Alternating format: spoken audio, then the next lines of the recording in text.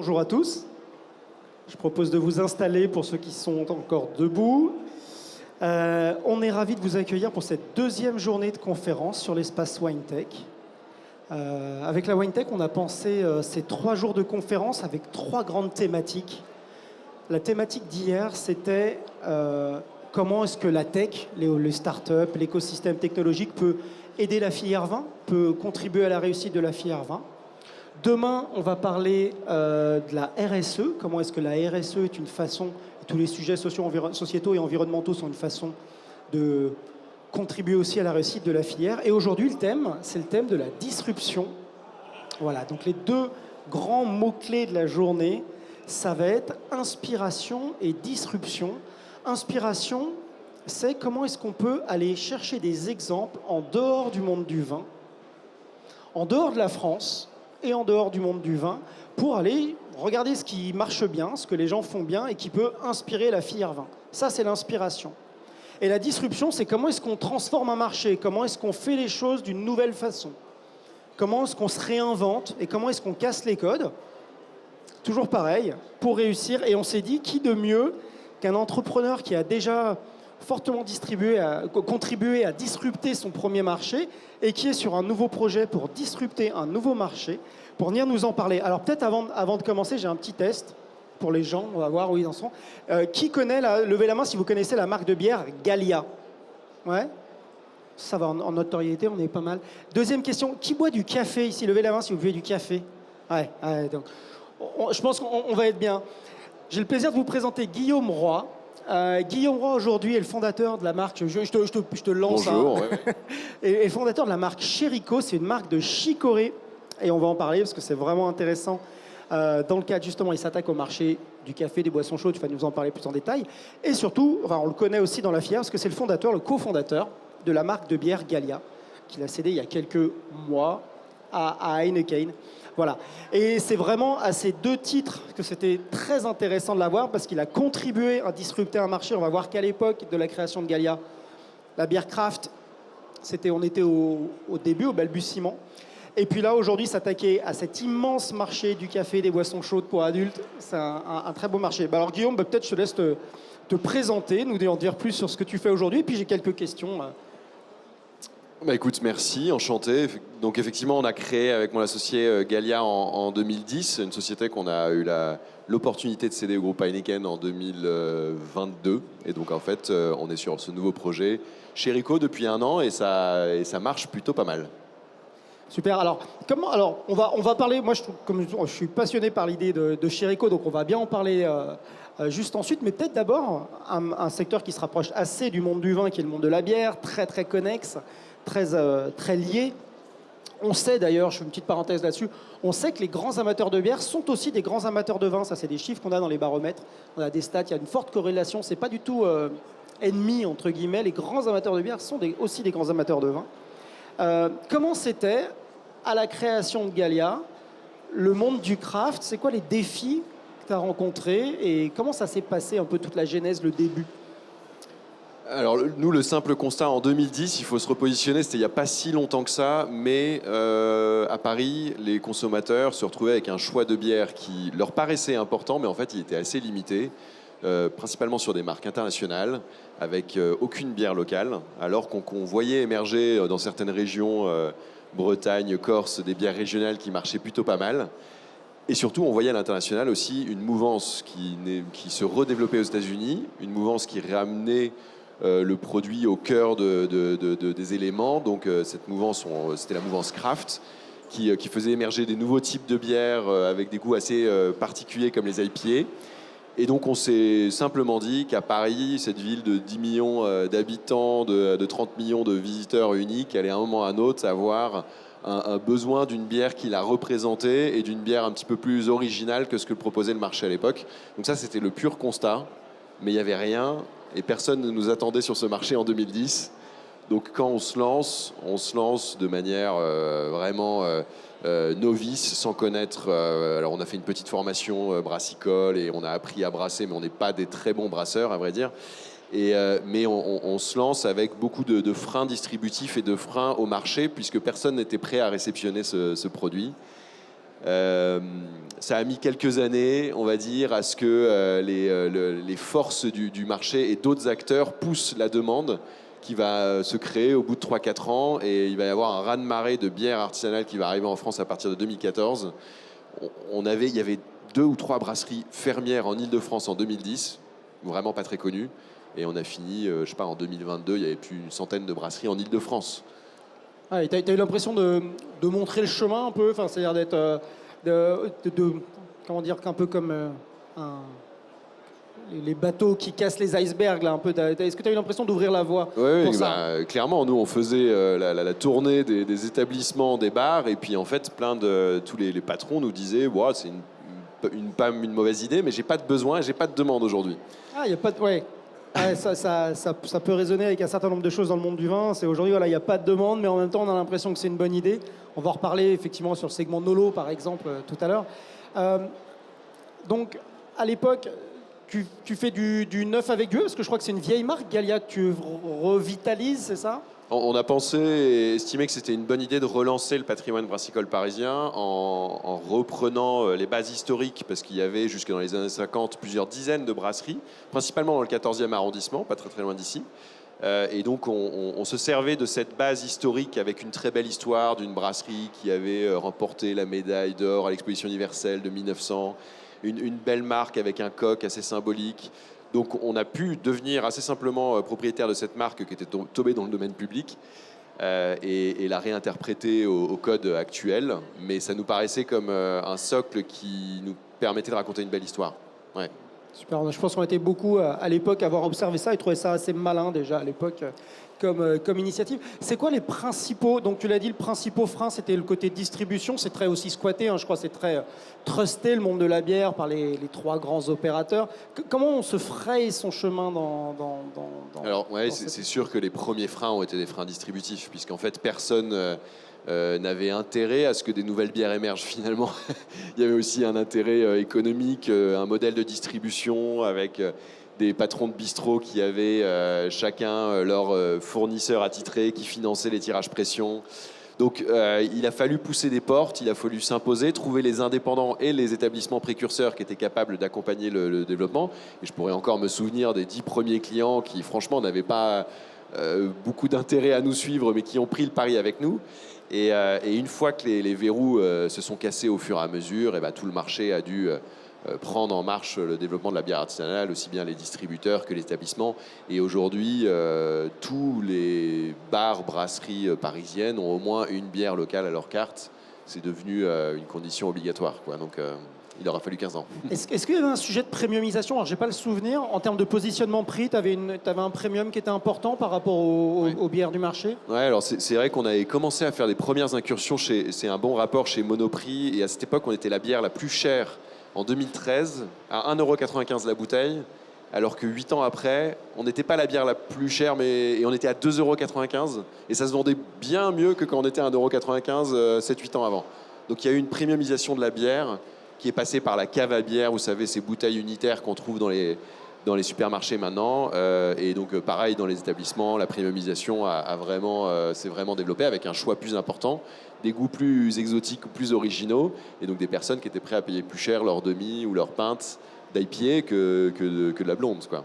Ah non, c'est une super inspiration pour le monde du vin aussi, ouais, cette diversification qui amène à de la valeur et à créer de la premiumisation.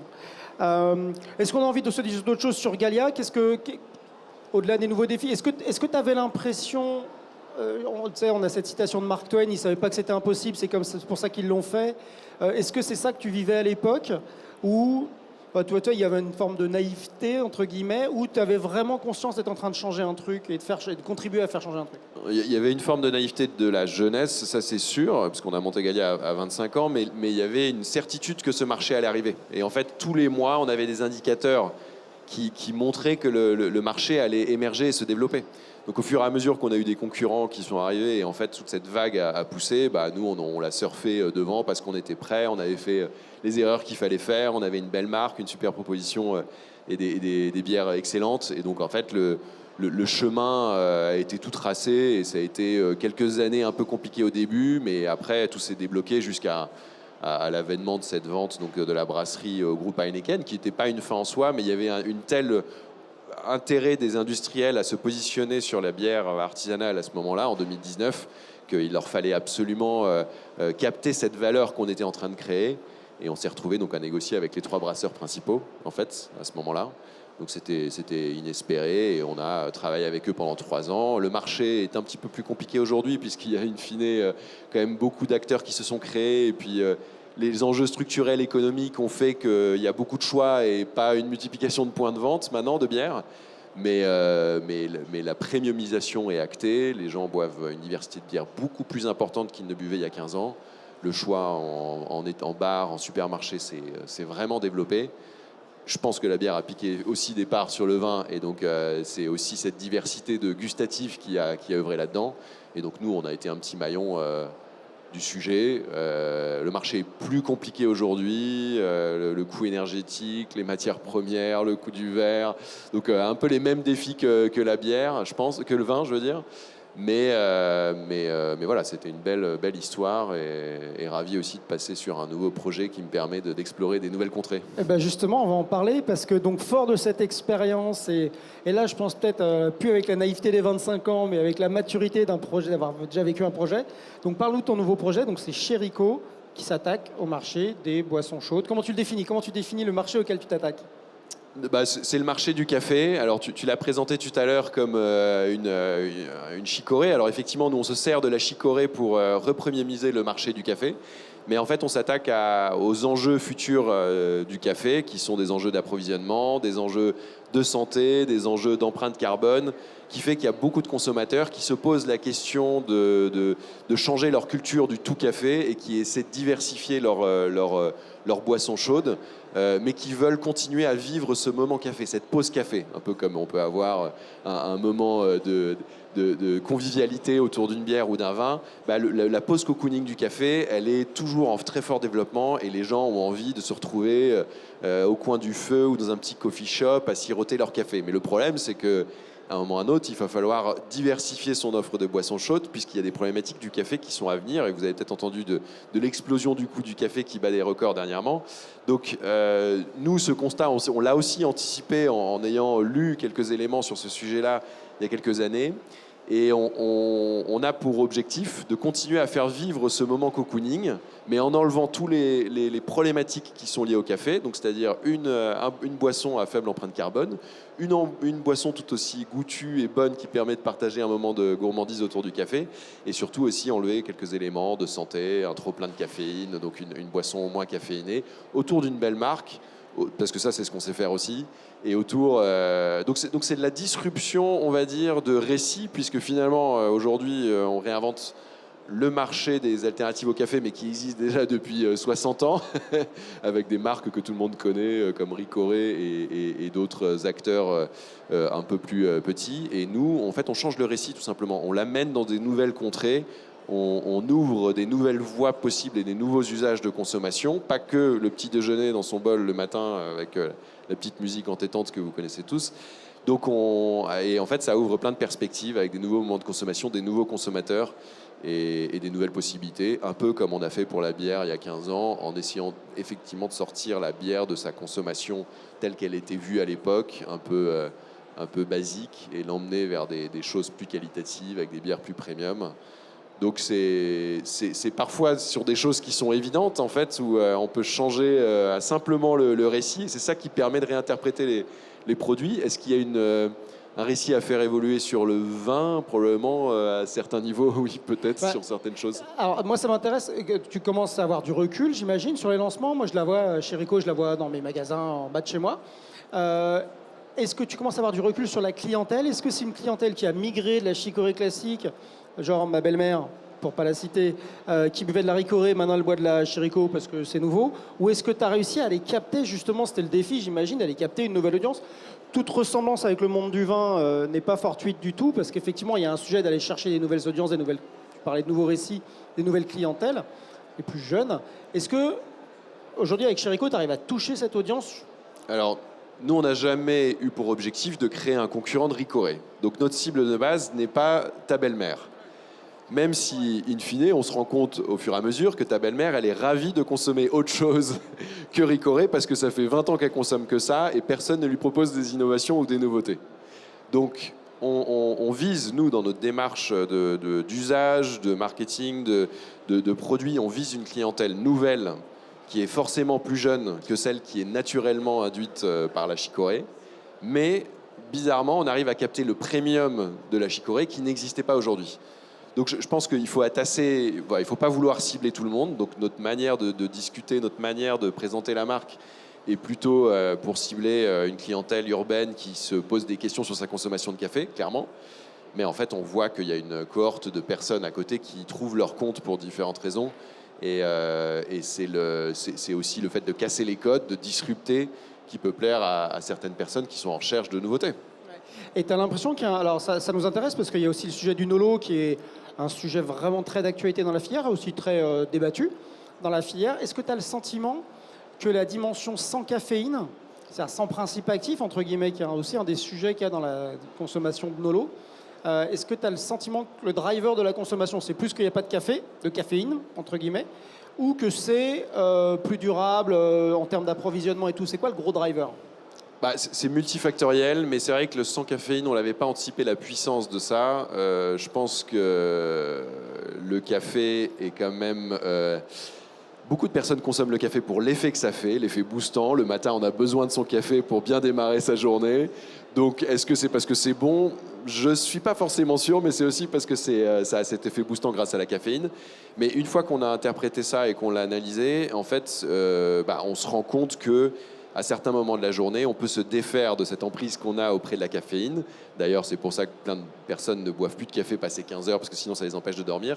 Donc en fait, le sujet de ralentir sa consommation de caféine, un peu comme dans les enjeux d'alcool sur le vin, c'est effectivement quelque chose que les consommateurs analysent d'eux-mêmes. Nous, on n'en fait pas des caisses sur le sujet, mais il y a un sujet dans l'air du temps qui est comment est-ce que je fais pour adapter ma consommation de caféine, mais pour continuer à avoir mon moment de boisson chaude et mon moment cocooning de café.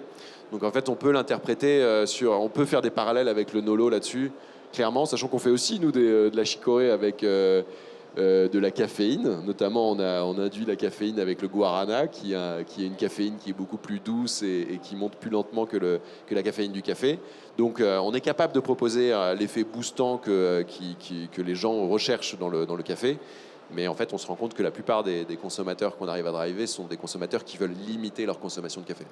Ça me semble très intéressant. Je pense que les parallèles avec le Nolo sont assez importantes. Et ça tombe bien, parce qu'on va parler de Nolo cet après-midi. Il y a deux chouettes conférences cet après-midi. On va arriver à notre conclusion. Là, on a dans la salle, normalement, quasiment que des gens qui œuvrent dans le monde du vin. Avec ton recul, toi, justement, d'avoir fait bouger deux grands secteurs, qu'est-ce que tu aurais envie de dire à la filière vin qui fait face à un certain nombre de difficultés quand même aujourd'hui? Qu'est-ce que tu aurais envie de dire en guise de conclusion en 2 minutes comme conseil à la filière? Moi, je suis toujours étonné par le pouvoir des récits. Donc en fait, c'est raconter une histoire, c'est incroyable et les gens ont tous envie de belles histoires. Donc dans le vin, il y a des histoires incroyables, des histoires historiques, familiales, mais vous pouvez aussi aller piocher dans n'importe quelle histoire et raccrocher le wagon du vin tant que cette histoire elle est authentique, elle est réelle, elle vous correspond. C'est quand même l'objectif, c'est de raconter une histoire qui nous correspond ou qui nous parle et ça parlera forcément à d'autres consommateurs. Et donc, le récit du vin doit s'adapter et évoluer aux nouvelles demandes qui sont des contraintes effectivement peut-être de vin un peu moins alcoolisé, de vin rajeuni, de vin hybride, de vin RSE ou de vins familiaux ou historiques, parce que ce récit fonctionne encore énormément et on a tous envie de quelque chose de très patrimonial. Mais en fait, c'est plus que de vendre une fonctionnalité ou un terroir, c'est vrai que raconter une belle histoire, je pense que c'est le meilleur conseil que je peux donner. Il faut aller piocher dans son histoire locale, dans son histoire familiale, dans l'histoire patrimoniale du vin en France, dans ce qui a pu exister par le passé et qui n'existe plus aujourd'hui, et le réinterpréter, ce qu'on a fait pour Gallia ou pour la Chicorée, in fine. Ça ouvre des perspectives, mais si vous creusez un peu derrière, peut-être que vous trouverez des belles histoires à raconter à un nouveau public qui va être friand de ça, quoi. Génial. Merci beaucoup, Merci. Guillaume, pour ton témoignage et ta contribution. Tu vas pouvoir visiter tous les stands qui restent avec, le reste de ta journée. Merci à vous. On va accueillir, on peut t'applaudir. Merci.